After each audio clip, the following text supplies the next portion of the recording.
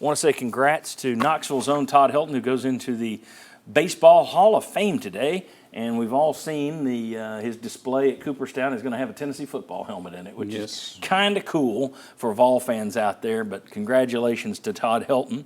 I wanted to just throw out one thing here. We talked about it at the beginning of the show. We only got a couple minutes. Talked about it at the beginning of the show. Tennessee's kind of in that playoff mix. You got Georgia, Texas, Alabama are kind of seen up here. Then you get into the Ole Miss, LSU, Missouri, Tennessee, Oklahoma, Texas A&M.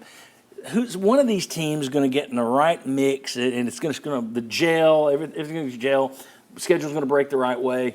You're in that mix.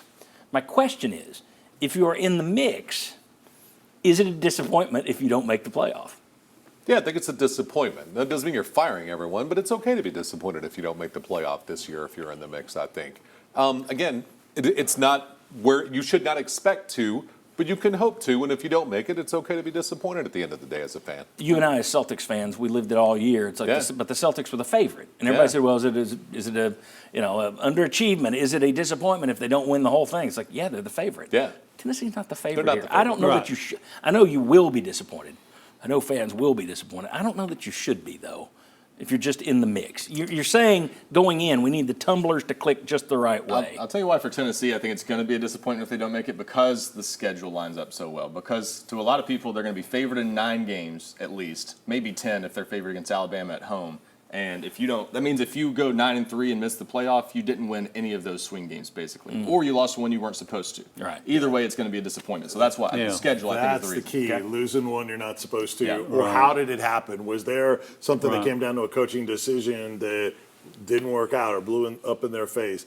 That is what can send fans into. Then you almost have to define in the mix, right? Are you in the mix when you go to Georgia later in the year, and that's the game you need to win to be able to have a chance to go on? Or are you already kind of on the fringe with 4 or 5 of those other teams that probably aren't going to make it? Well, you said the games, as long as you don't lose the games you're not supposed to. Which of those?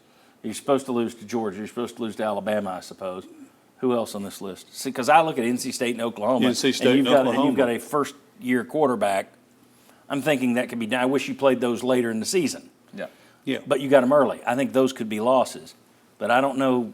Aside from Georgia and Alabama, I don't know how many losses Tennessee fans are going to accept. Because if you have 3 losses, you're pretty much out. Is that what we're thinking? I think if you lose that Oklahoma game, it won't be the end of the world. You won't love it, but it won't be the end of the world. NC State, that would be a problem. tick people off. All right, you got to wrap it up. 11-point favorite. That always. All right, thanks, guys. Thanks to you. As I said off the top of the show, you're the best audience in the world. I appreciate you.